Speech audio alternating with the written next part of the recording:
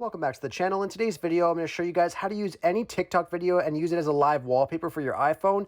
It's actually really easy and simple to do, just takes a minute.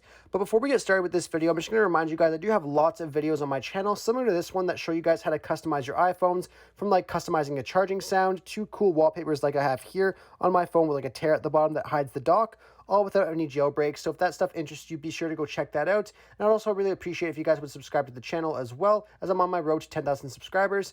Anyhow, let's get into this video. So all you have to do is go over to TikTok and open up TikTok. Then I just see here I'm just on a page right here that has lots of random videos, but you guys can just look for anything that you want. It could be any video whatsoever, but all you have to do is just find any video that you want. So let's just say I wanted this one right here.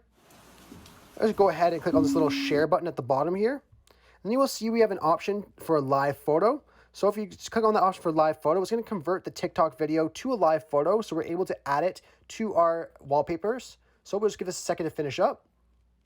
Once it is done, you guys can exit out of here and head over to your settings and open up settings.